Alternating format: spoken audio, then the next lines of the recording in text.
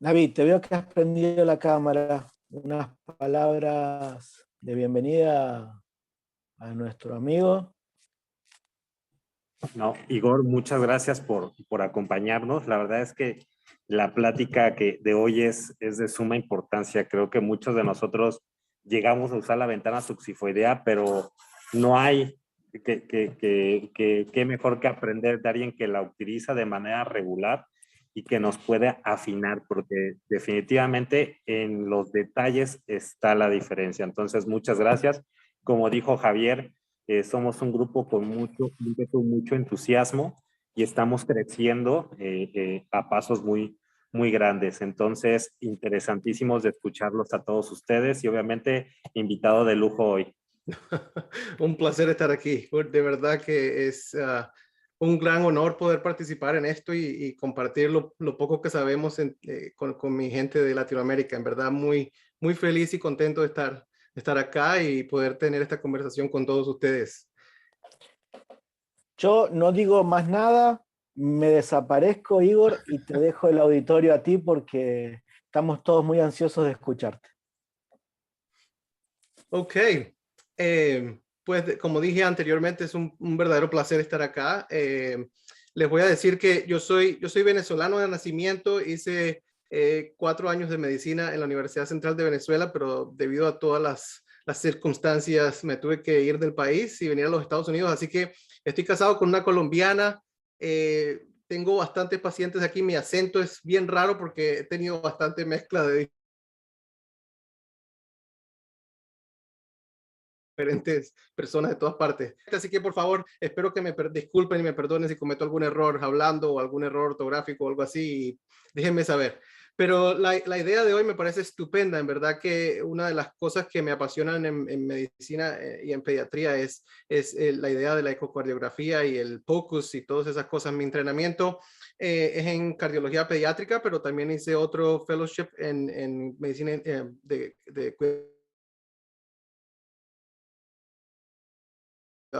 intensivos.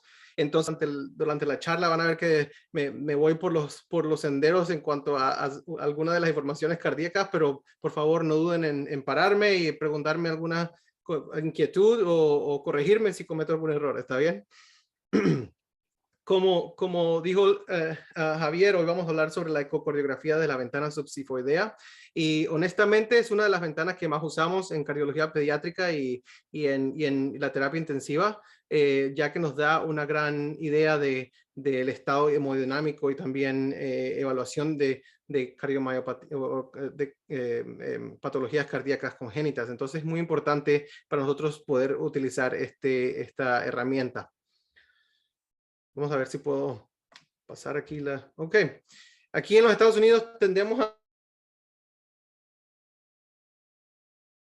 a decir que no tenemos ninguna afiliación ni nada. No tengo ninguna acción ni nada así con ninguna de las compañías de ultrasonido ni nada de eso. Los objetivos de esta charla para mí son una introducción a lo que es la ventana subsifoidea en nuestros pacientes pediátricos. También revisar un poco las patologías de interés, las que más vamos a utilizar o vamos a ver cuando utilizamos este tipo de ventana. Y también discutir un poco sobre evaluación. Para empezar, quería compartir este pequeño clip de un ultrasonido de una ecocardiografía subsifoidea de un neonato, que luego vamos a empezar a disecar mientras vamos yendo por nuestra charla. Pero aquí podemos observar todas las estructuras que pueden ser visualizadas desde esta vista.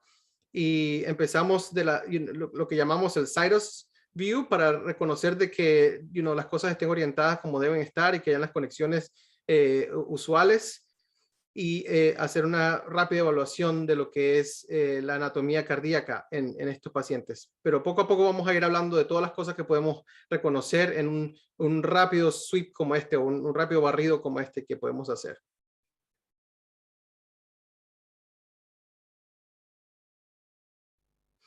Nosotros los internistas, también nuestros compañeros neonatólogos, se benefician de este tipo de ultrasonido y lo que llamamos el ultrasonido cardíaco enfocado, o aquí llamamos focus. Y entonces durante la charla vamos a hablar sobre el focus y a eso nos referimos. Y este tipo de evaluación tiene varios objetivos. La función cardíaca, pero a la misma vez reconocer patologías que necesitan intervención inmediata, como por lo menos efusiones pericárdicas y baja función cardíaca, cualquier cosa que necesite una intervención muy rápida. Y como dice ahí, es importante en nuestros pacientes críticos. Entonces, como estaba diciendo, es importante identificar cambios hemodinámicos que pueden afectar el progreso de nuestros pacientes, y al hacer esto podemos agilizar el diagnóstico inicial y también nos ayuda a tomar decisiones clínicas de forma rápida para poder así alterar el proceso clínico el cual el paciente está pasando. Cuál el paciente está pasando. Nosotros en cardiología, por supuesto, pasamos muchos años entrenando y volviéndonos muy eficaces a poder hacer este tipo de evaluación. Y en el cuidado intensivo pediátrico, más y más en desarrollar lo necesario para volverse lo más especial posible en cuanto a utilizar este tipo de modo de evaluación, pero nos ayuda aún a aquellos que no sean muy entrenados en este tipo de evaluación, nos ayuda a hacer una rápida reconocimiento de ciertas cosas que son muy importantes en cuanto al manejo de nuestros pacientes en el área crítica.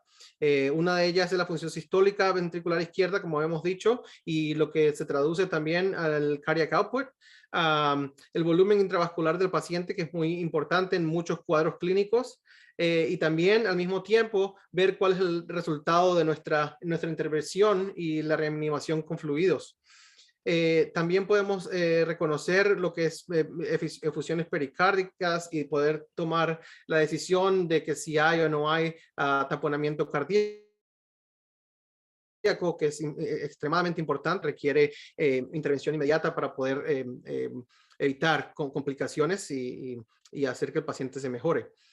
También, y una de las cosas que hay bastante habla hoy en día y muchos papeles y investigaciones, lo que se llama la función sistólica ventricular derecha. Estamos acostumbrados a ver si el ventrículo derecho está lleno o no está lleno, si hay buena función o no función. El problema del ventrículo derecho es que debido a su forma y debido a sus dimensiones, es difícil de tomar una buena vista y poder hacer conclusiones que sean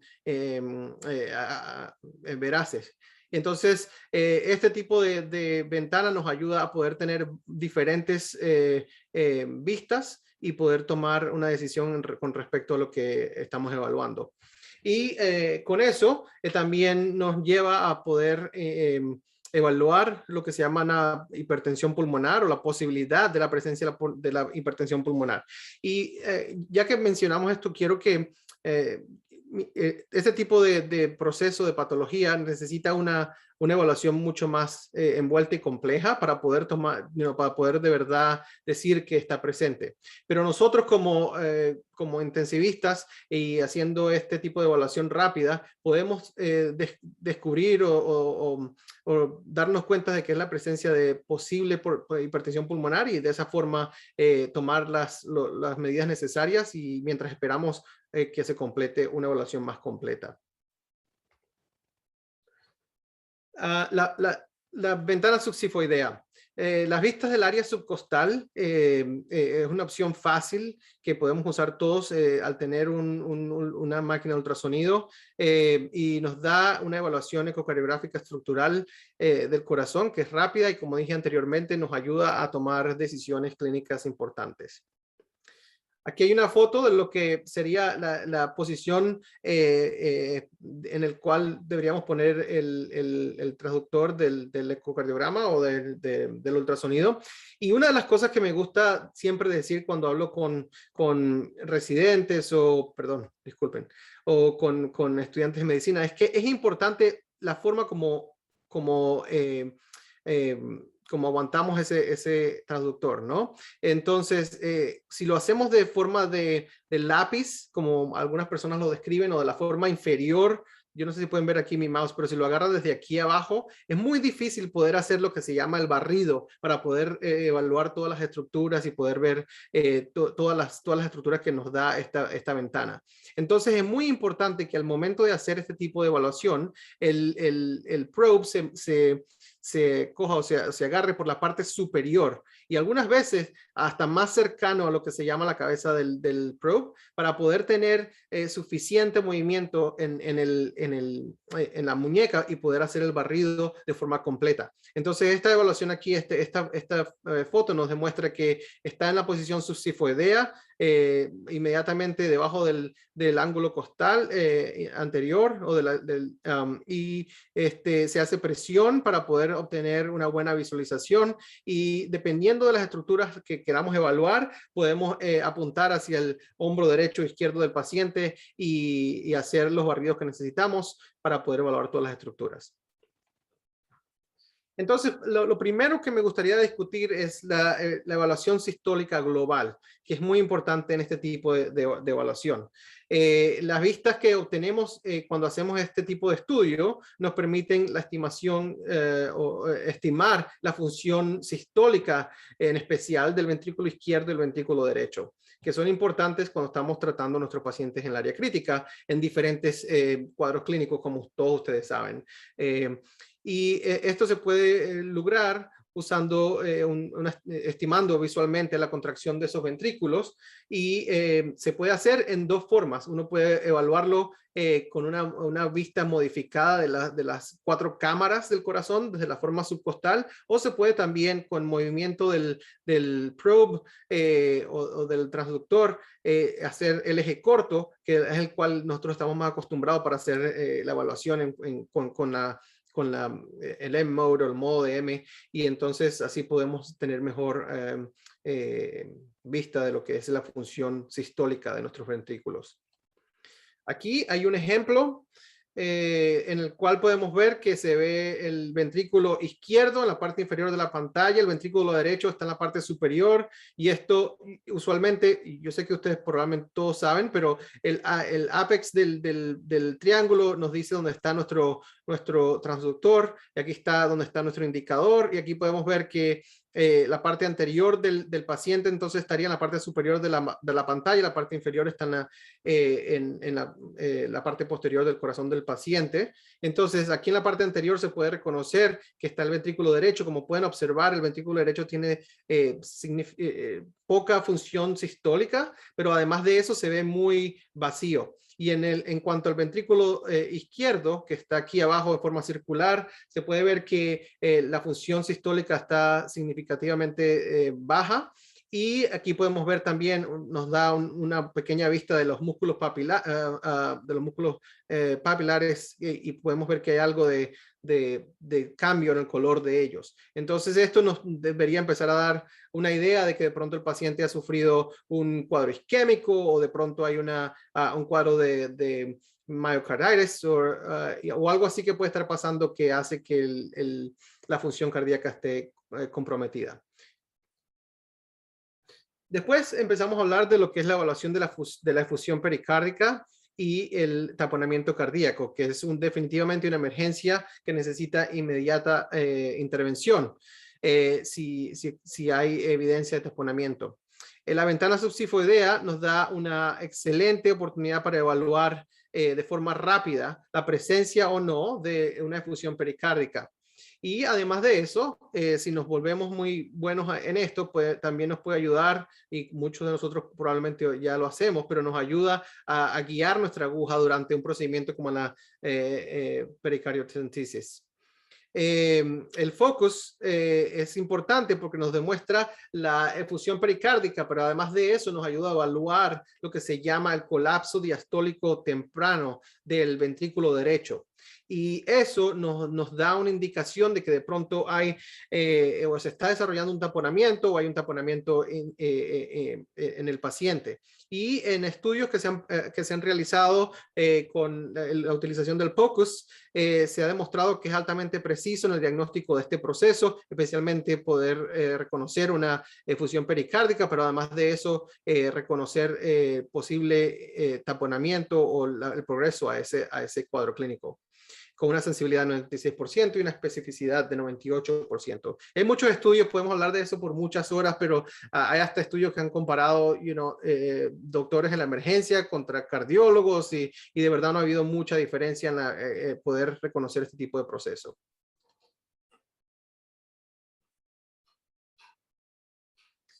Y aquí podemos ver entonces lo que se llama la presencia de la fusión pericárdica desde la ventana subsifoidea. Aquí de nuevo, aquí está la parte anterior del paciente, está en la parte superior de la ventana y la parte posterior del paciente está en la parte inferior de la ventana. Y aquí podemos ver el ventrículo izquierdo. Aquí podemos ver el atria izquierda y de nuevo vemos el ventrículo derecho de forma triangular y se puede ver ahí que hay compresión del ventrículo derecho durante el diástole, lo que nos dice que de pronto hay un impacto hemodinámico y del desarrollo de taponamiento cardíaco y necesitaría intervención inmediata. ¿Okay? Entonces, como estaba diciendo al principio de la charla, la función ventricular derecha es algo que es difícil hasta para los cardiólogos y para los más entrenados porque no hay suficiente evidencia en cuanto a la evaluación del ventrículo derecho. Todos lo hacemos y todos pensamos que podemos estimar la función, pero después muchos de estos niños terminan yendo a cateterismo y la evaluación no ha sido perfecta. Entonces, poco a poco nos hemos estado concentrando en esto para hacernos mejores a la evaluación de este ventrículo. Es crucial para estimar la severidad del proceso clínico, especialmente en procesos respiratorios que son bien comunes en nuestra población de pacientes pediátricos. La depresión aislada del ventrículo derecho con dilatación es indicativa de sobrecarga de presión. Entonces, mientras estamos haciendo ese barrido, si vemos que el ventrículo derecho tiene baja presión o tiene baja función, disculpen, y también aparece dilatado, inmediatamente tenemos que empezar a pensar de que hay sobrecarga de presión en ese ventrículo. También hay otras evidencias que pueden ayudarnos a hacer ese diagnóstico que serían relacionadas con el movimiento del septo interventricular, pero solamente en un barrido rápido uno puede inmediatamente hacer el reconocimiento de que el ventrículo derecho está dilatado y además que la función sistólica no es perfecta. Si hay la evidencia de un ventrículo derecho que está vacío, como el paciente que demostré anteriormente, con baja función indica falta de preload o como la presencia de deshidratación severa o shock hemorrágico, perdón. Y entonces ahí también podríamos tomar las iniciativas necesarias para poder mejorar al paciente. Como he dicho antes, han habido varios estudios en 3D y en ecocardiografía normales para tratar de estimar lo que se llama el tamaño normal de un ventrículo derecho y cómo debería aparecer o verse en ecocardiografía. Y el consenso es que debe ser más o menos de 1/3 a medio del tamaño del ventrículo izquierdo. Lo difícil de esto es las dimensiones de los dos ventrículos son diferentes, la forma de los dos ventrículos es diferente, estimar este tipo de medida es difícil, ya que el ventrículo derecho es triangular y tiene la orientación tridimensional de ese ventrículo es diferente de las orientaciones que podemos obtener con el ventrículo izquierdo, pero si uno lo pone como lo vimos en la vista anterior, que tenemos el eje corto de los dos ventrículos, puede uno estimar más o menos que debería ser la mitad del tamaño del ventrículo izquierdo. Y después hay mucha habla sobre esto que se llama el TAPSI, o lo que se llama excursión sistólica del plano anular tricúspide. Probablemente muchos de ustedes ya lo han visto y lo han utilizado. Es un poco más controversial la utilización de esto, debido a que necesita una buena orientación cuando uno está haciendo el estudio, porque cualquier variación en la posición de nuestro beam nos hace que nuestro cálculo sea no sea preciso. Entonces es importante que cuando puedan, tengan la oportunidad de empezar a practicar y ver y empezar a mejorar eso para poderlo utilizar clínicamente y así ayudarnos a cuidar a nuestros pacientes. Y solamente para revisar esto un poquito más, para compartir un poquito más sobre esta medida, el cursor de modo M, una vez nosotros podemos obtener la vista de las 4 cámaras desde la ventana subsifoidea, en nuestro ultrasonido está el modo M y nos da un cursor. Entonces lo que tenemos que hacer es mover ese cursor y ponerla en la pared libre lateral al nivel del ángulo tricúspide y así activar el modo M y de ese modo obtener una onda unidimensional, como todos ustedes probablemente lo han visto. Y así vamos a poder medir, en esa onda unidimensional vamos a tener una ola y vamos a poder medir del pico al valle de esa ola, o lo que se llamaría la máxima excursión sistólica y diastólica para poder obtener una medida y así hacer una conclusión en cuanto a la función del ventrículo derecho y poder así utilizarlo para determinar si el paciente hay evidencia de hipertensión pulmonar o si estamos evaluando para un embolismo pulmonar o cualquier proceso de ese tipo. O si estamos tratando de evaluar también disfunción diastólica. Entonces aquí hay un ejemplo en una foto donde se puede ver que aquí en este lado izquierdo donde tenemos la vista de las 4 cámaras y entonces tenemos este beam de ultrasonido que podemos ver aquí, el cursor. Una vez lo ponemos en modo M, lo ponemos en la pared lateral al nivel del anillo de la válvula tricúspide y entonces al activar el modo M podemos obtener esta sonda en forma de ola que ven aquí, unidimensional. Lo que hacemos es que en nuestras máquinas o algunas de las máquinas tienen la posibilidad de poder medir cualquier tipo de medición que nos dé la máquina. Podemos hacerlo desde la parte superior a la parte inferior de la ola y así podemos calcular entonces nuestro TAPSE. Y aquí abajo entonces podríamos hacer lo mismo y comparar los dos. Kurath and Color hicieron un estudio recientemente en el cual tuvieron varios pacientes, más de 600 pacientes pediátricos para tratar de encontrar los valores normales del TAPSE y así poder utilizar este tipo de medidas en nuestra evaluación clínica y poder tener un poquito más de evaluación objetiva en cuanto a lo que nos da este tipo de vista y este tipo de herramienta. Entonces ellos encontraron que en recién nacidos o en neonatos sanos, que es muy importante esta diferencia porque muchos de nuestros pacientes que de pronto neonatos que vienen son pacientes con patologías cardíacas congénitas, entonces ahí varía un poco más porque no tenemos mucha información sobre eso, pero vamos a decir que sea un paciente que viene con RSV o algún proceso respiratorio, los valores normales en niños sanos en neonatos deberían ser entre más o menos 0.65 centímetros con una variación de más o menos 0.16. Y en adolescentes sanos hasta los 18 años, el valor que se puede esperar debería ser 1.8 con una variación de más o menos 0.3 o algo así centímetros en este tipo de herramienta. Entonces, ya que hemos hablado tanto sobre el ventrículo derecho y la hipertensión pulmonar, solamente para revisar un poquito este tipo de proceso y cómo nos podría ayudar la evaluación desde la ventana subsifoidea, las vistas subcostales nos ayudan a estimar la posibilidad de la presencia de hipertensión pulmonar. Y más que todo está relacionada con las dimensiones del ventrículo derecho. Y también nos ayuda si tenemos la posibilidad de activar el Doppler de color en nuestro ultrasonido, nuestra máquina de ultrasonido, nos daría bastante información con respecto al flujo de sangre a través de un foramen ovale si está presente o no. Entonces, además de eso, si tenemos color, también podríamos ver la cantidad de regurgitación tricúspide, también podríamos ver si hay regurgitación al nivel de la válvula pulmonar, todas esas cosas nos ayudarían y si tenemos la habilidad de usar wave, continuous wave o pulse wave nos ayudaría también a tener un poquito más de medición objetiva en este tipo de procesos. Pero si no tenemos eso, lo principal es poder reconocer que el ventrículo derecho tiene baja función y que se ve dilatado. Todo eso, como dije anteriormente, y usualmente uno ve dilatación un poquito más tarde en el proceso de hipertensión pulmonar, pero la baja presión, la alta presión a nivel de las arterias pulmonares resultan en disminución de la función cardíaca del ventrículo derecho.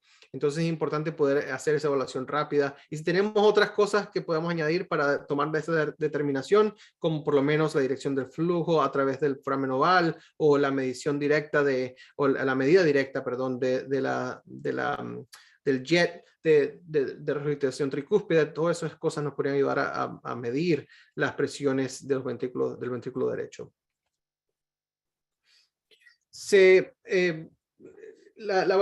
Como dije anteriormente, la evaluación completa de un paciente que tenga hipertensión pulmonar no puede ser únicamente hecha con vistas desde la ventana subcostal. Requiere una evaluación ecocardiográfica comprensiva. Entonces, por eso es que yo decía que si uno tiene la sospecha de que el proceso está relacionado con eso, mientras esperamos por el cardiólogo que venga o a hacer el ecocardiograma completo, es importante empezar a tomar algunas decisiones clínicas. Entonces este tipo de ecocardiografía con POCUS nos ayuda un poco a hacer reconocimientos y nos ayuda a tomar decisiones clínicas que pueden ayudar a la mejoría del paciente.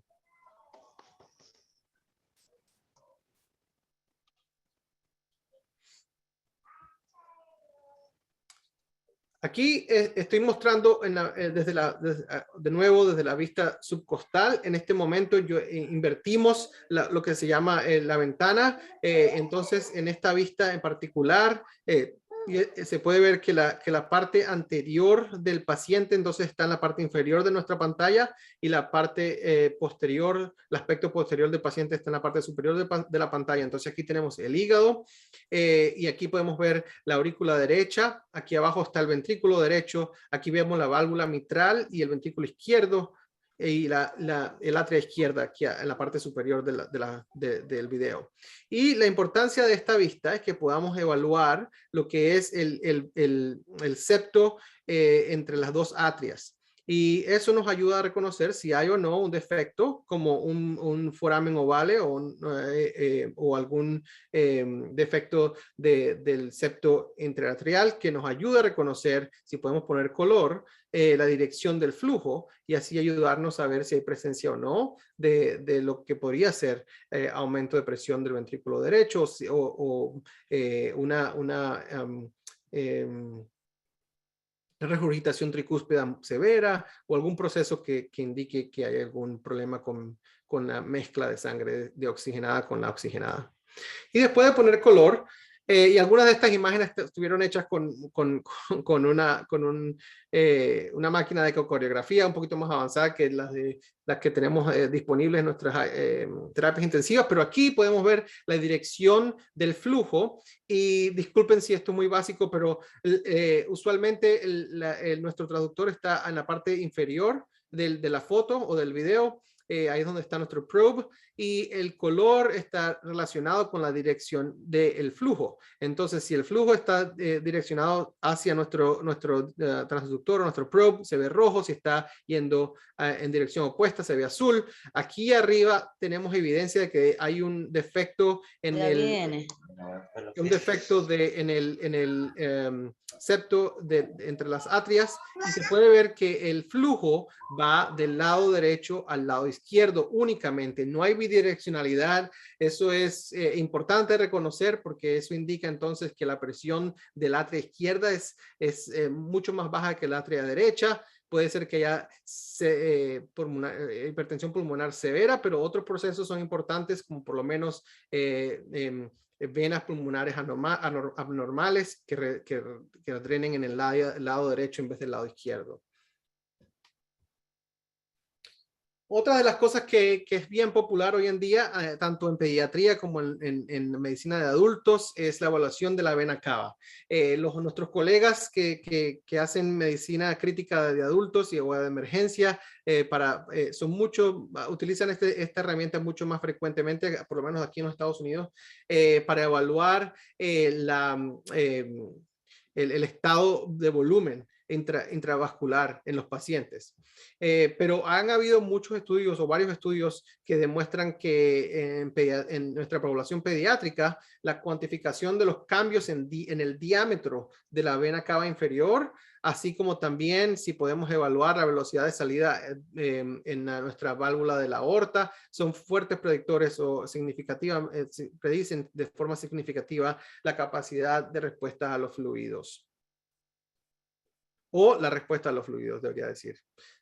La evaluación dinámica de la vena cava inferior, varios estudios han demostrado esto, que con la inspiración hay diferencias en el tamaño o en el diámetro de la vena cava inferior. Lo importante de recordar es que el colapso completo, cuando tenemos esa vista desde la ventana subsifoidea, que donde podemos ver la vena cava inferior, si podemos notar que la vena cava inferior se colapsa completamente, esto es probablemente, y lo más seguro es que es consistente con hipovolemia. Y si la disminución con la respiración en el diámetro es menos del 50% del diámetro de la vena cava inferior, entonces ahí eso estaría recomendando que de pronto hay sobrecarga de líquidos o hay un aumento en las presiones de la aurícula derecha. Y de nuevo, eso va podemos verlos en varios procesos, como por lo menos en taponamiento cardíaco, podemos verlo también en hipertensión pulmonar, en muchos de nuestros pacientes que están ventilados mecánicamente. Este tipo de evaluación es un poco más compleja debido a que se mantienen con presión positiva a todo tiempo, entonces este tipo de evaluación no sería tan eficaz en ese tipo de pacientes, pero al tener una idea de cómo el paciente se ve antes de estar intubado, o por lo menos poder hacer seguimiento clínico, uno puede tomar decisiones y hacer asunciones basados en ese tipo de evaluación. Disculpen, ok.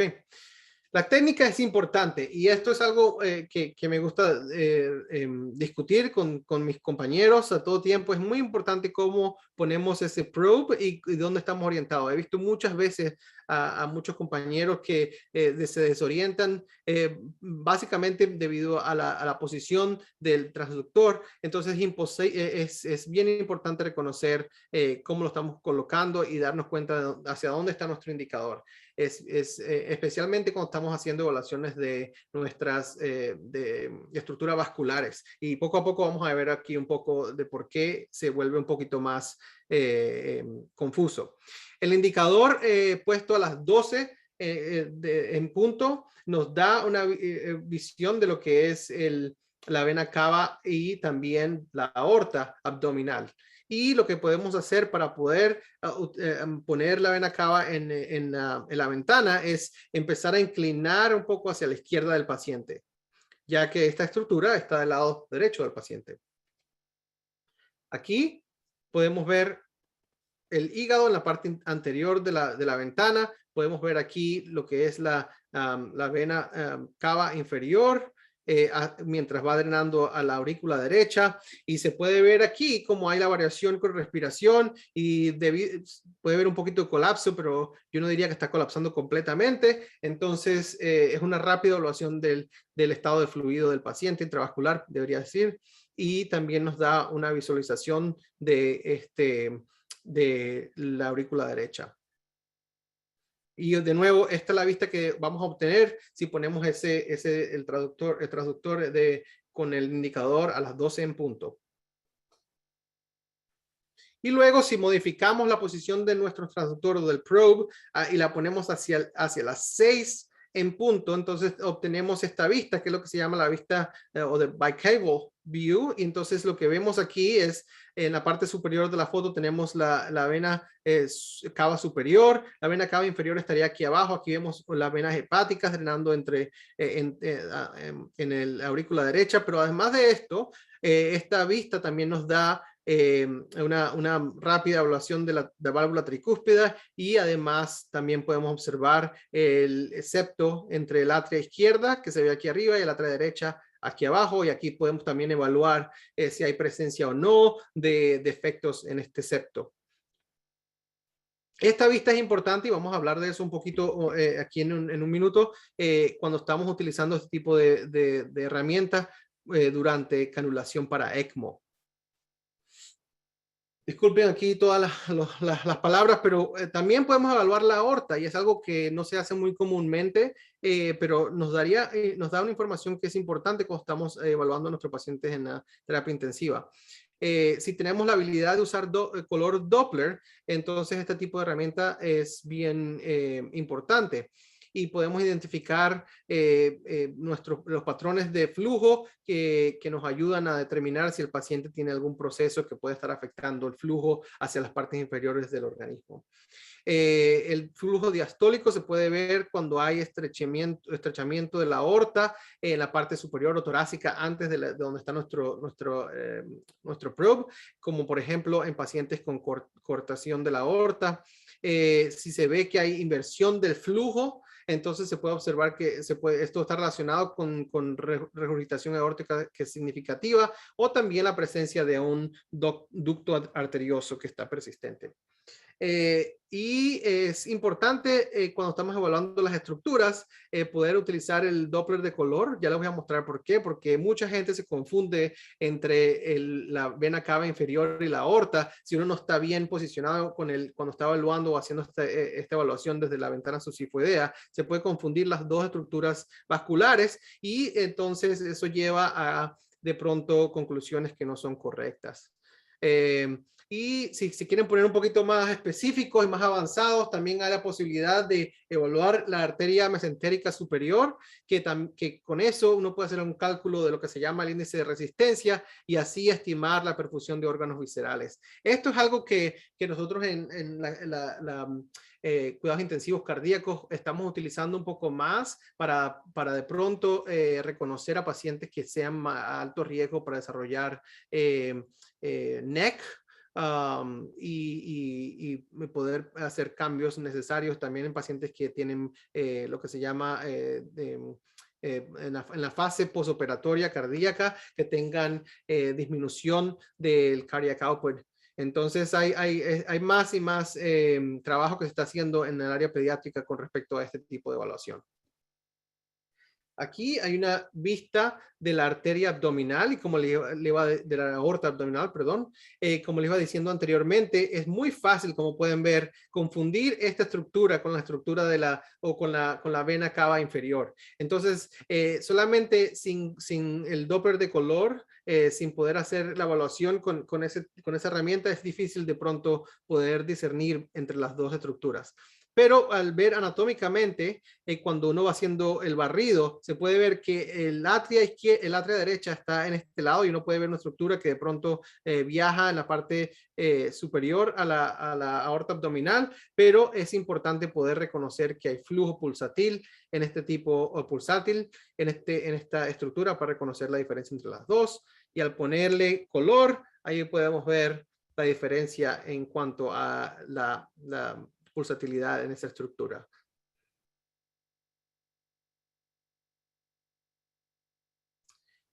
Una de las razones por las cuales utilizamos esta ventana frecuentemente en la terapia intensiva es cuando no podemos hacer canulación de ECMO con fluoroscopía o algún otro tipo de modalidad de imagen. Y nosotros por lo menos en Salt Lake City, en Utah, todos los cirujanos que estaban canulando pacientes en ECMO veno-venoso, siempre recomendaban o requerían que estuviésemos presentes para ayudarlos a posicionar las cánulas durante el procedimiento. Entonces, nos ayuda directamente durante la canulación, especialmente la canulación venosa. También es importante reconocer que al haber algún problema con la posición de las cánulas, la tasa de supervivencia disminuye de 85 a 68% en pacientes neonatos y hasta de 64 a 51 en pacientes pediátricos. Entonces, este tipo de modalidad nos ayuda a reconocer algún problema de forma rápida y evitar complicaciones y así poder asegurarnos que el paciente tenga mejor progreso. Y es importante mantener en cuenta que la tasa estimada de complicaciones es más o menos de 11% en pacientes respiratorios, nuestros neonatos con problemas respiratorios, y más o menos 15% en pacientes pediátricos de mayor tamaño. Entonces, por esta razón es importante utilizar esta modalidad para ayudarnos a evaluar nuestros pacientes que puedan estar en ECMO. Y aquí hay solamente un resumen de las cosas que podemos evaluar especialmente con las vistas subcostales o con la ventana subsifoidea en pacientes que tienen ECMO, y nos ayudan a evaluar el tamaño y la función del ventrículo izquierdo, el tamaño y la función del ventrículo derecho, disculpen, eso es RV, derrame pericárdico o efusión pericárdica, la presencia o no de ella, y también nos podría ayudar a estimar la presión arterial pulmonar, especialmente durante sistólica. Y también nos ayuda a reconocer de forma rápida y temprana complicaciones relacionadas con este procedimiento y con este soporte, como podría ser desplazamiento de la cánula, trombosis tanto venosa o dentro de la cánula o dentro de alguna de las estructuras cardíacas, especialmente los ventrículos. También las atrias, por supuesto, si hay alguna colección o taponamiento pericárdico que necesite intervención inmediata. Yo he visto, por lo menos en mi experiencia, durante la canulación, el desarrollo de colecciones pericárdicas rápidas, y es porque ha habido perforación del atria. Entonces, y ese paciente fue llevado a la sala quirúrgica inmediatamente y gracias a Dios sobrevivió esa emergencia. Pero también nos ayudaría si hay alguna sospecha de émbolo pulmonar para poder inmediatamente ordenar otros estudios que nos ayuden a confirmar o no ese proceso. Aquí solamente para darles algún ejemplo, aquí tenemos de la vista subcostal otra vez. Tenemos aquí lo que es la aurícula derecha, y si pueden ver, aquí está la cánula venosa, aquí vemos el puerto de cánula, está en este lado, y entonces esto nos ayuda a reconocer de que la válvula tricúspide está aquí, el puerto de la cánula se ve que está orientado hacia la válvula tricúspide. Sin color es difícil hacer ese tipo de conclusión, pero podemos tener alguna idea de que viaja hacia la parte inferior de la vena cava inferior o la vena hepática. En esta vista es difícil, o alguna vena hepática, es difícil tomar esa decisión completamente, pero mientras vamos haciendo el barrido se puede ver que de pronto la vena cava inferior está en la parte de acá, y entonces esta cánula ha viajado dentro de lo que es la vena hepática, y aquí podemos ver en esa área. Entonces esto sería mal posición de esa cánula, necesitaría intervención para poder asegurarnos que haya flujo en el ECMO así deseado. También hay un poco de ascites, y entonces podemos ver varias estructuras y varias evaluaciones en este paciente. Al ponerle color a esa misma cánula, podemos ver aquí de nuevo una vista diferente, pero también desde la ventana subsifoidea se ve de nuevo la válvula tricúspide. Aquí vemos la cánula de ECMO y lo que es el puerto de la cánula aquí. Y cuando le ponemos color, podemos ver que la dirección de flujo se ve que está direccionada hacia la válvula tricúspide, de pronto un poquito más inferior. Esa cánula podría ser movida un poquito, o retraída un poquito para poderla hacer fluir un poquito mejor. Y así asegurarnos que el paciente tenga flujos necesarios para mantenerlo. Las ventajas de este tipo de evaluación de la ventana subsifodea es una buena y rápida apreciación espacial de las estructuras cardíacas. Entonces, en pacientes que no hayan tenido una evaluación anterior y que presenten de forma crítica y tengan una patología cardíaca congénica no anteriormente diagnosticada, nos ayudaría a poder reconocer que algo está mal y de pronto empezar una evaluación más rápida.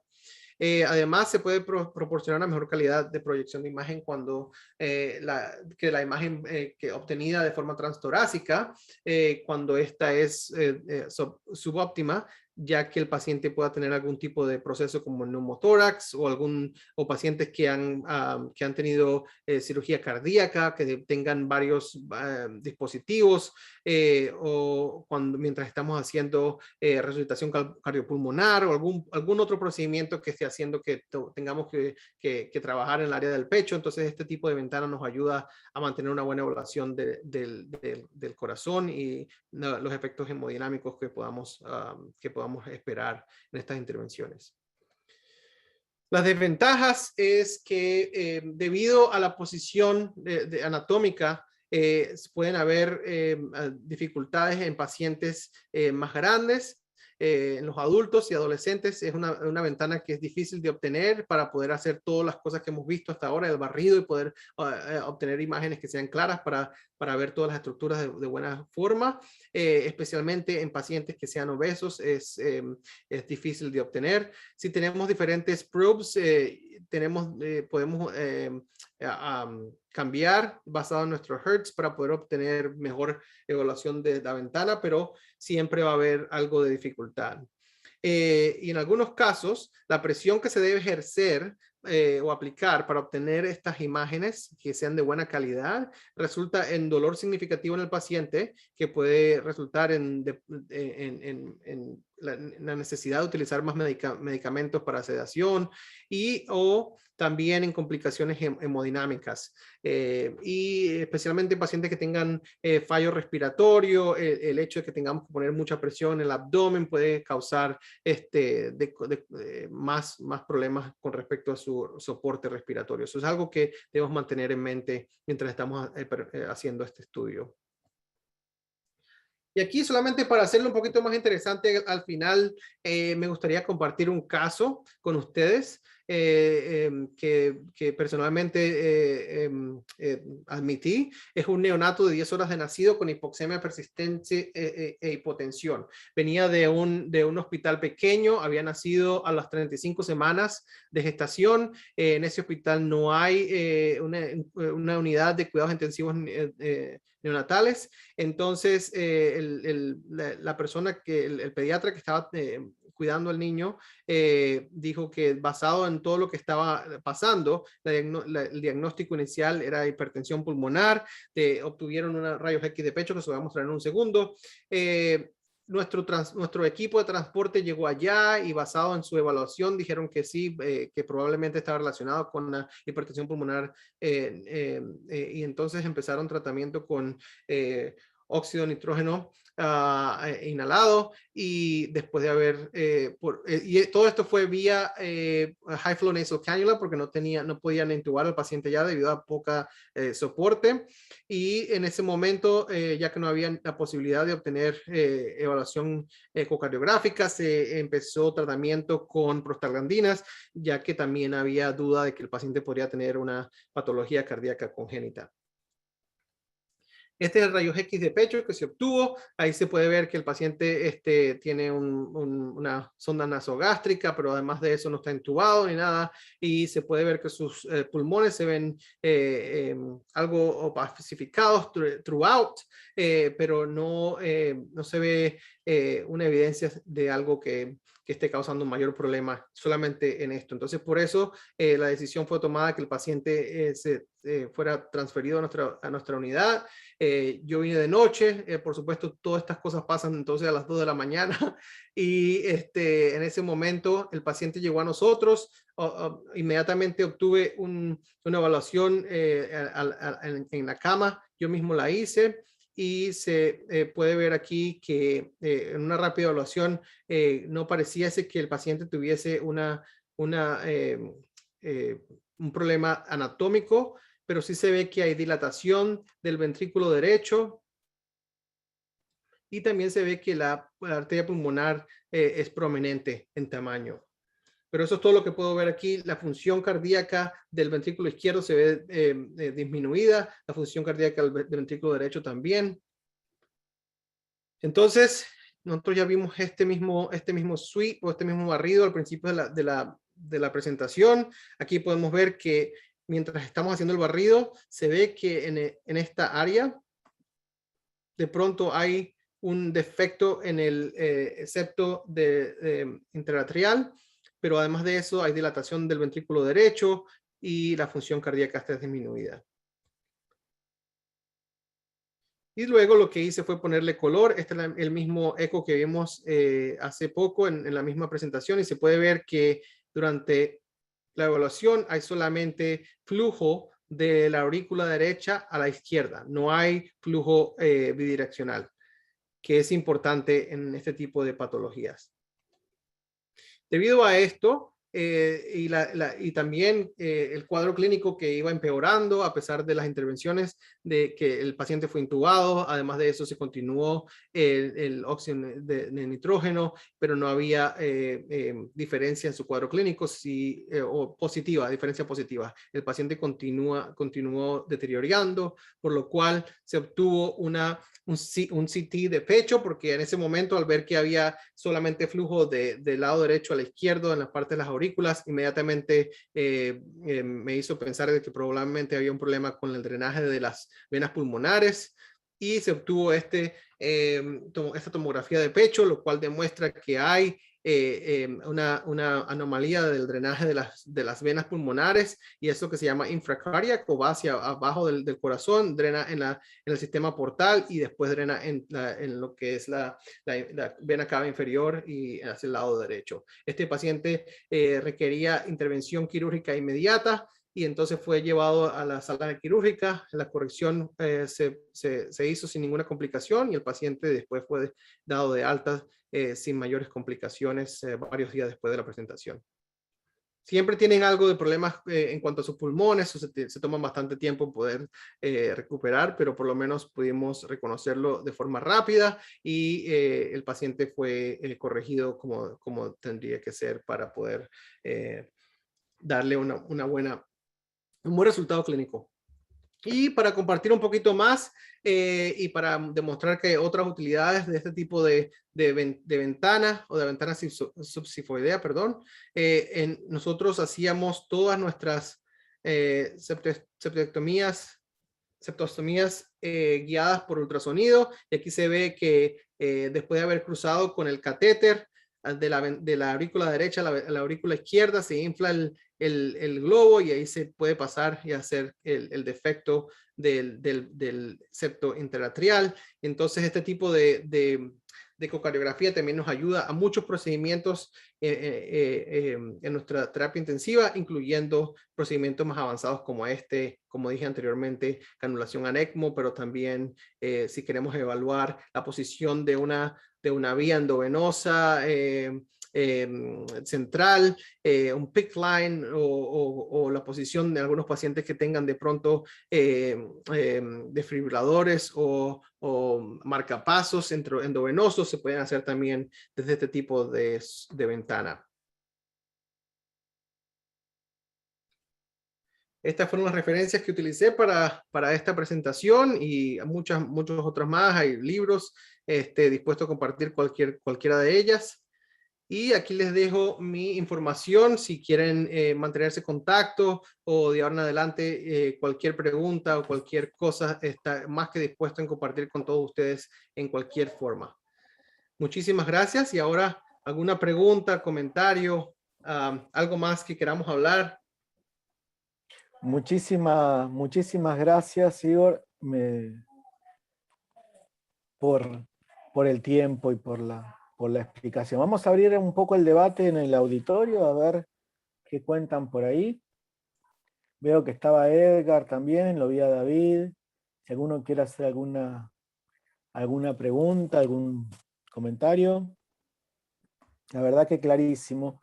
Y a veces nos cuesta tanto en el paciente crítico tener el eje largo, otros están ventilados o con parches y todo, que la subsifoidea la necesitamos y le tenemos que sacar toda la información más que podamos. Mauricio, abriste el micrófono. Sí, buenos días. Buenos días a todos, a toda Latinoamérica. De verdad que es un gran placer tener y haber escuchado esta plática de nuestro amigo Igor. Y de verdad que, como hemos dicho, somos alumnos eternos y aprendemos todos los días. De verdad que saludo a todos en Latinoamérica y bueno, y agradezco, Igor, la presencia esta mañana. Para nosotros es un enorme placer tenerte aquí con nosotros. Yo quisiera preguntarte, Igor, cómo orientar el transductor o el proof, como mencionan ustedes en inglés, para ver en la ventana subsifoidea, ver el 4 cámaras, así como lo presentaste. O sea, ¿cuál sería la orientación? Porque generalmente lo sacamos un poco inclinado, pero vi que lo ponías un poco más como el 4 cámaras, sobre todo para hacer el TAPSE. De verdad que para mí es algo nuevo el poder hacer el TAPSE por esta ventana subsifoidea. Y si tienes algún punto, yo se miraba que era más o menos de 16, 17 milímetros el TAPSE para ver hipertensión pulmonar en los adolescentes o niños mayores. En pediatría, pues hay números que varían de acuerdo a la edad y al peso, y sería ese número en realidad que esté por debajo de esa disfunción sistólica del ventrículo derecho, y con eso orientarnos, además de la regurgitación tricuspidia, a hipertensión pulmonar. De verdad que de nuevo saludos a todos y Igor, un gran placer que nos acompañes de ahora en adelante. Mauricio, el placer es mío y es un placer poder conocerte así sea por cámara, pero poder conocernos un poquito más. De verdad que es un placer estar aquí. Este tipo de charla de verdad podríamos hacer por mucho tiempo. No estaba seguro exactamente del nivel del cual deberíamos excursionar en esto, pero sí, tienes un muy buen punto. Es muy difícil poder orientar el transductor de forma que podamos obtener una vista o una ventana que nos dé las 4 cámaras perfectas como se mostraban acá. Pero como tú dices, la inclinación del transductor, de forma que yo siempre empiezo con el transductor a las 12 en punto. Y poco a poco lo que empiezo a hacer es empiezo a mover el transductor de un lado a otro y así poderme dar una información, hacer lo que es el barrido de todas partes y a veces completamente voltear hacia las 3 y poder ver exactamente cómo podríamos orientar esas 4 cámaras. También en la máquina que nosotros utilizamos tenemos la habilidad de cambiar o flip la ventana y sin tener que estar moviendo el transductor completamente. Pero a veces sí me toca con el Sonosite, por lo menos, hacer completo la rotación completa hacia las 9 en vez de las 3 y orientar un poco más la inclinación, como decir a las 11, 10 más o menos, y así poder obtener esa vista. Y lo que hago es que empiezo la parte posterior. Si nos imaginamos, entonces haría que mi mano al estar en la parte superior del transductor, hacer que esté hacia el paciente, hacia la cabeza del paciente y empezar a hacer el barrido hacia el ombligo del paciente. Y así poder tener una idea de exactamente dónde estará la mejor ventana que podamos utilizar para eso. Yo me tomo más o menos unos 5 minutos antes de hacer cualquier tipo de conclusión, tratando de ver dónde poder obtener las mejores ventanas para los estudios que ya empiezo a predecir que podría necesitar. Pero sí, y cada paciente es diferente, como ustedes saben. Entonces, por eso me tomo esos 5 minutos para poder hacer una evaluación rápida y poder orientar mi transductor de la mejor manera. Ahí Michael había levantado la mano y había unas preguntas en el chat. No sé si Michael querés hablar, te escuchamos. O ha levantado la mano por... Ahí está, te escuchamos, Michael. ¿Me pueden escuchar? Sí, ok. Bueno, saludos y gracias, doctor, por la charla. Yo soy Michael Liner Rivera, soy nicaragüense, ya radicado aquí en los Estados Unidos hace bastante. Y actualmente estoy haciendo un fellowship en ultrasonido aquí en Canadá. Tengo un par de preguntas. Una es en cuanto a la medida de la fusión sistólica. particularmente utilizando el BTI. No sé, digamos, por ejemplo, aquí la mayoría de los pacientes que estoy viendo, porque es una unidad de adultos, utilizan mucho, la verdad, el BTI, la función sistólica en la evaluación hemodinámica, pero es por las 4 cámaras. Y muchas veces aquí en los pacientes, especialmente los adultos, la obesidad y esas cosas, no tenemos una buena imagen. No sé si en la 4, digamos, en la subsifoidea, si usted recomendaría, digamos, captar una BTI, si es útil. Y la otra pregunta viene más como al lado, tal vez político, de la implementación del POCUS en el lado pediátrico. Obviamente que en el lado de adultos ya han avanzado mucho y realmente yo creo que nuestros colegas en Latinoamérica el uso de POCUS creo que está mucho más avanzado que en los Estados Unidos en las unidades de cuidado intensivo, y no sé qué barreras usted ha visto, se ha confrontado, tal vez como tiene también experiencia cardíaca, tal vez no ha encontrado tantas, pero si tiene un comentario sobre eso. Bueno, muchas gracias. Sí, muchas gracias a ti, gracias por estar acá. Un placer de nuevo estar aquí también. Como dice, el DTI, o en algunos lugares le llaman BTI también, pero es algo que estamos utilizando mucho más en cardiología también, para no solo evaluar la función sistólica, pero también la disfunción diastólica en niños, ya que no hay una buena manera de poder evaluar este tipo de problemas. En adultos también se utilizan adultos con cardiopatías congénitas también, pero como tú dices, es necesario poder obtener una orientación que sea buena para poder hacer las conclusiones que necesitamos hacer. Desde la ventana subsifoidea, en niños pequeños es una buena forma de obtenerla. Te voy a decir por qué. Porque muchas veces en neonatos, especialmente esos que tienen algún proceso respiratorio o algo así, la ventana de las cuatro cámaras que estamos acostumbrados, en el área torácica, a veces puede ser oscura, más oscura que del área subsifoidea, dependiendo de la hiperextensión de los pulmones o si hay algún tipo de proceso intratorácico entonces, desde esta vista podemos hacer una evaluación de las 4 cámaras y obtener una buena orientación para hacer ese DTI. En adultos o con obesidad, es muy difícil obtenerla del área subsifoidea, para serte honesto. A veces tenemos que hacer, como tú sabes, poner al paciente del lado izquierdo y casi que volteado hacia enfrente. Y tenemos algunas camas especiales que se abren y para poderlos guindar casi de la cama para poder hacer ese tipo de evaluación.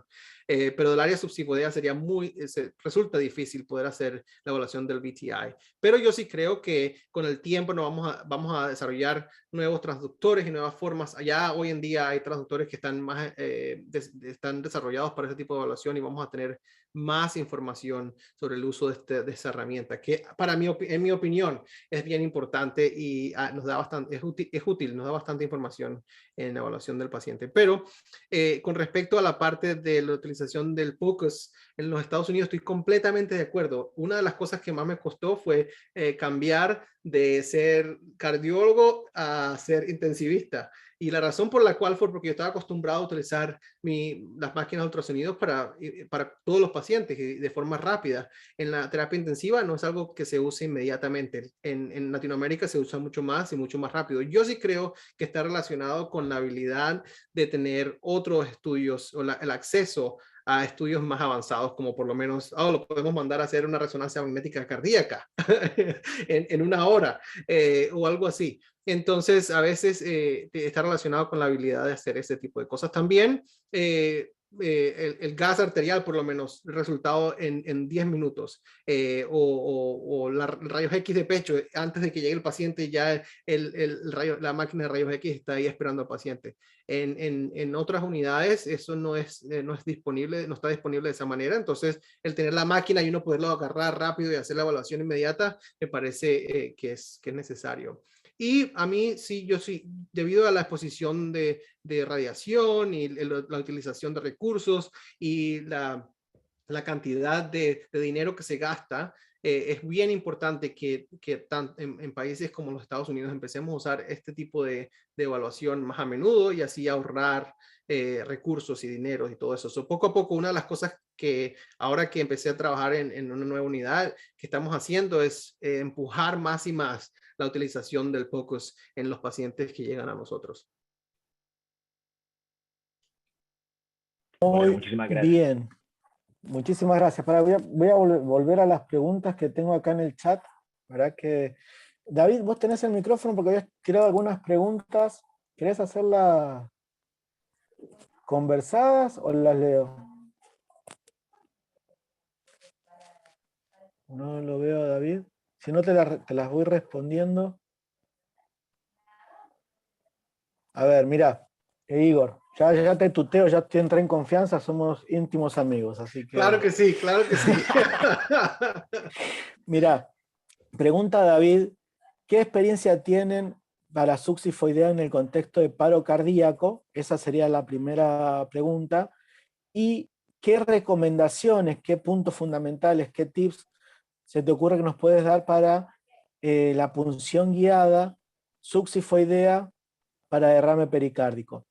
Y yo voy a sumarle algo a esto en el contexto del derrame pericárdico. Sabes que yo escuchaba a la gente de España hablar acerca de que la punción pericárdica quizás no está tan bueno hacerlo desde succifoideo, sino desde la pared costal, viendo directamente para no tener que llevarse un pedazo de hígado en la punción. Dejo ese espectro de dudas para que nos comentes qué opinas. Muy buena pregunta, sí, claro que sí. La primera pregunta con respecto a, pues, perdón, que me confundí ahí con la última porque es algo muy interesante eso de la punción pericárdica. Pero la primera pregunta que me hiciste fue relacionada con la ventana succifoidea. No, para RCP. Ah, sí, claro que sí. So, en varias oportunidades lo que hemos hecho, para asegurarnos de que por lo menos en pacientes, te vas a hablar de pacientes cardíacos que por lo menos tienen el pecho abierto.